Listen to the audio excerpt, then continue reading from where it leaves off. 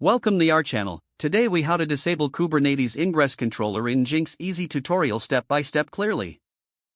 To disable the Kubernetes Ingress controller in Nginx, start by accessing your Kubernetes cluster. Use the command line interface to connect to your cluster. Check the current Ingress resources by running the command kubectl get ingress. Identify the Ingress resource that you want to disable. Once identified, use the command kubectl describe ingress name to view its configuration. Next, you can scale down the Ingress controller deployment. Run the command kubectl scale deployment Nginx ingress controller replicas equals 0. This command sets the number of replicas to 0, effectively disabling the Ingress controller.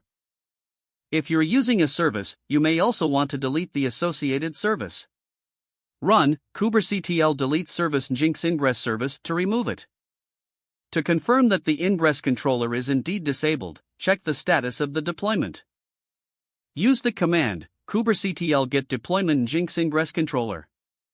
Ensure that the number of available replicas is now 0. Lastly, you can clean up any remaining Ingress resources if they are no longer needed. Use the command kubectl delete ingress name to remove the Ingress resource. That's how you can effectively disable the Kubernetes Ingress controller in Nginx. If the page does not load, refresh the browser or try again in a private or incognito window. Make sure you are using the correct email address, then retype it carefully to avoid small typos. If your password is not accepted, use the reset option and create a new strong password you can remember. Check your spam folder for verification or security emails, then complete any requested confirmation steps.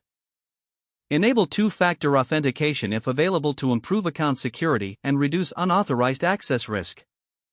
After signing in, review your profile details so your contact information and settings are accurate and current.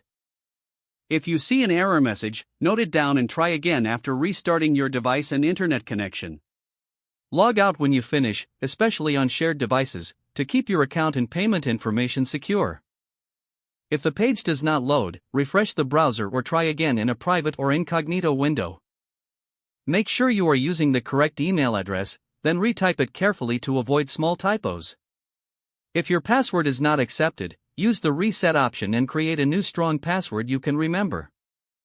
Check your spam folder for verification or security emails, then complete any requested confirmation steps. Don't forget to like this video and subscribe to our channel for more step-by-step tech guides.